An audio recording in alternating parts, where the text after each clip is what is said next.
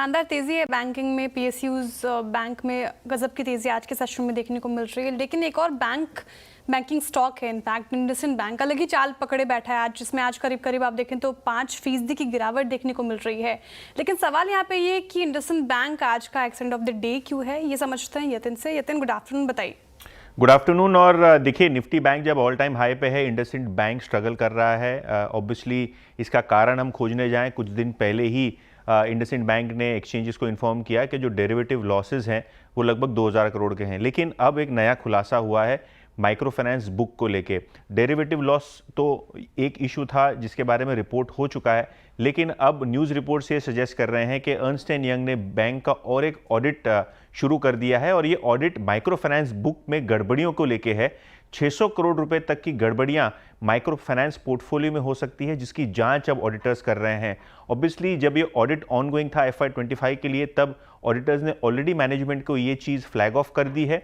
हालांकि जो पूरा नेचर है इस ऑडिट का, किस तरीके से इसको ट्रीट किया जाएगा, क्या ये 600 करोड़ का जो अनसर्टन पोर्शन है क्या राइट ऑफ होगा, क्या इसमें नुकसान और भी हो सकता है बैंक के नेटवर्थ को, ये देखने लायक बातें होंगी। लेकिन क्लियरली जो डेरिवेटिव लॉसेज हैं लगभग 2000 करोड़ के आसपास, उसके ऊपर अब ये 600 करोड़ रुपए के गड़बड़ी की जो न्यूज़ रिपोर्ट चल रही हैं, उसके चक्कर में आज शेयर में लगभग 5% का डिक्लाइन आप देख रहे हैं। और क्लियरली एक बड़ा अंडर परफॉर्मर आज इंडसइंड बैंक आपको दिखाई पड़ रहा है पूरे के पूरे मार्केट में।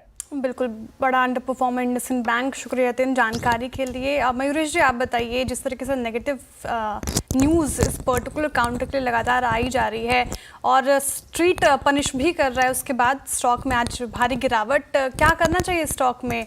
अभी आपके मतलब रडार पे है या फिर अभी आपने भी इससे दूरी बना रखी है? It's no no for you.